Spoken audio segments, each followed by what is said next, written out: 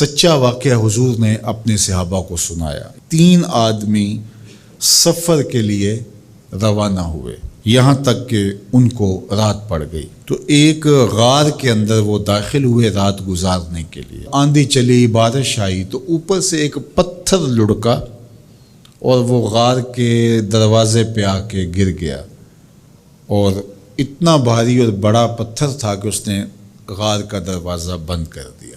انہوں نے آپس میں بات کی اور کہا، تم اس غار میں پھنس گئے ہو، اب یہاں سے نکل نہیں سکتے مگر یہ کہ تمہارے وہ عمل جو محض اللہ کی رضا کے لیے تم نے کیے ہیں، ان اعمال کا وسیلہ دے کے اللہ سے دعا مانگو۔ ان میں سے ایک آدمی نے کہا، اللہ میرے ماں باپ بوڑھے تھے، اور میں جب بھی بکریاں چرا کر کے آتا تو میں دودھ دو کر کے سب سے پہلے اپنی ماں کو اور اپنے باپ کو پیش کرتا۔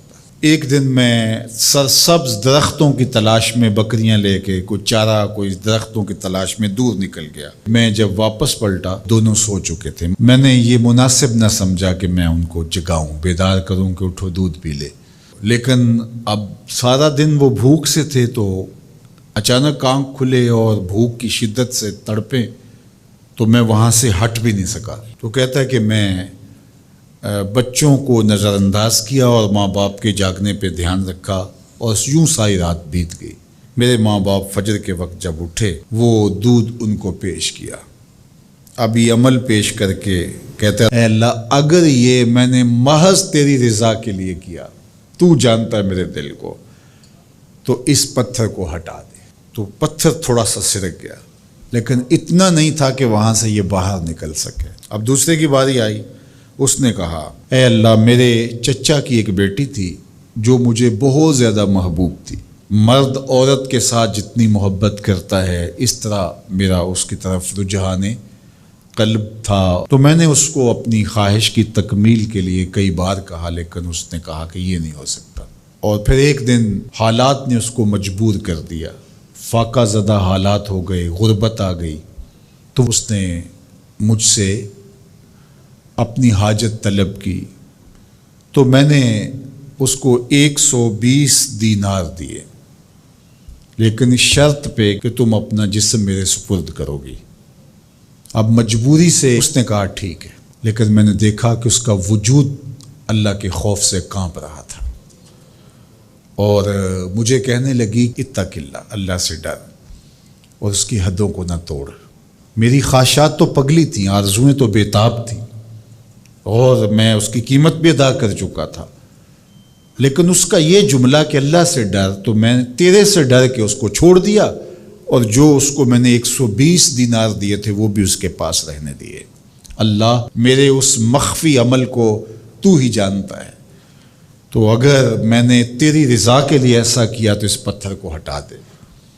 تو پتھر تھوڑا سا ہٹ گیا، سوراخ تو زیادہ ہو گیا، لیکن ابھی بھی وہاں سے گزرنا ممکن نہیں تھا۔ اب تیسرے نے کہا، اے اللہ، میں مزدوروں سے کام لے رہا تھا اور ان کی مزدوری میں نے دے دی، ایک مزدور بتائے بغیر چلا گیا، تو میں نے کیا کیا کہ اس کے مزدوری کے پیسے کاروبار میں لگا دیے۔ کاروبار میں برکت ہوئی، اور بہت زیادہ وہ کاروبار جو اس کی مزدوری سے شروع کیا گیا تھا پھیل گیا۔ تھوڑی سی مزدوری تھی لیکن کاروبار بہت پھیل گیا۔ اب میں اس کے اندر کچھ ایک آنا ٹگا نہیں لیا۔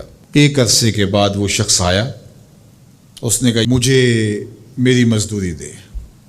تو میں نے کہا، یہ بکریاں، یہ بھیڑیں، یہ اونٹ، یہ غلام، یہ نوکر چاکر، یہ سب کچھ ہے، یہ تیری مزدوری ہے۔ تو اس نے کہا، میرے ساتھ مذاق نہ کر، وہ میں تو مزدوری کے وہ چند جو لینے آیا ہوں، اور آپ کہتے ہیں یہ سب کچھ تیرا ہے۔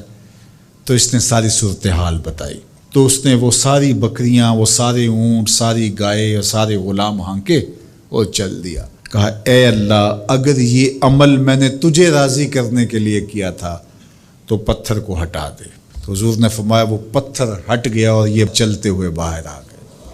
جب اللہ کی رضا کے لیے کام کیے تو مشکلوں سے نکلنے کے راستے ملتے۔ ایک روایت میں آتا ہے، جو آسانی کے وقت اللہ کو فراموش نہیں کرتا، اوکھے ویلے اللہ اس کو فراموش نہیں کرتا۔